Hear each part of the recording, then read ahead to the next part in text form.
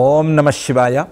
జగద్గురు శ్రీమదాది శంకరాచార్యుల వారు రచించిన శివానందలహరి స్తోత్ర గ్రంథంలో 47వ శ్లోకం ఇలా ఉంది.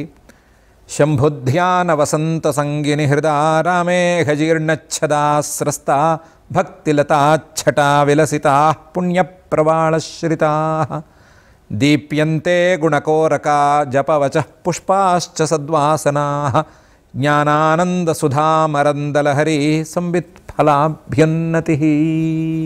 ఈ శ్లోకంలో ఆచార్యులు వారు ఒక్కసారి గనక పరమేశ్వరుడు మన హృదయం అనేటువంటి ఉద్యానవనంలోకి అడుగు పెడితే ఏం జరుగుతుంది అనే విషయాన్ని వివరిస్తున్నారు.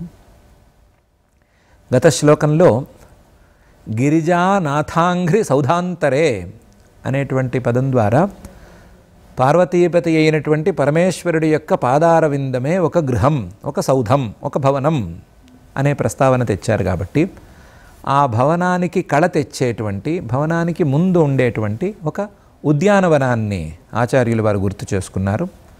ఆ ఉద్యానవనాన్ని కూడా పరమేశ్వరమయంగా చూపిస్తూ పరమేశ్వరుడే గనక ఆ ఉద్యానవనంలోకి అడుగు పెడితే ఏం జరుగుతుంది అనే విషయాన్ని క్రమంగా నిరూపించుకుంటూ వస్తున్నారు. శంభుధ్యాన వసంత సంగిని. ఒక ఉద్యానవనానికి వసంతకాలం చెప్పుకోదగ్గ కాలం అయితే పరమేశ్వరుడి యొక్క ధ్యానం అనేటువంటిది మనస్సు అనేటువంటి ఉద్యానవనానికి వసంతకాలం లాంటి కాలం. శంభుధ్యాన వసంత సంగిని. హృదారామే, హృదయం అనేటువంటి ఆరామంలో, హృదయం అనేటువంటి ఉద్యానవనంలో అఘ జీర్ణచ్ఛదా స్రస్తా. వసంతకాలంలో చెట్లకు కొత్త చిగుళ్ళు తొడిగినటువంటి సందర్భంలో పాత ఆకులన్నీ రాలి కింద పడి ఉన్నట్లుగా వసంతకాలం లాంటి ఈ శంభుధ్యాన కాలంలో, హృదయారామంలో, హృదయోద్యానవనంలో పాపాలు అనేటువంటి పండుటాకులు రాలి కింద పడిపోయి ఉన్నాయి. అఘ జీర్ణచ్ఛదా స్రస్తా భక్తిలతాఛటా విలసితా.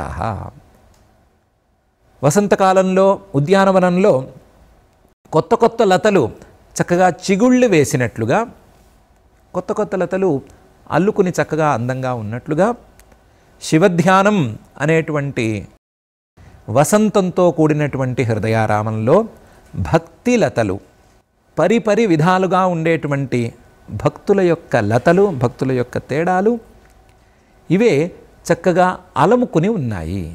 భక్తిలతాఛటా విలసితా, చాలా విలాసంగా అందంగా ఉన్నాయి.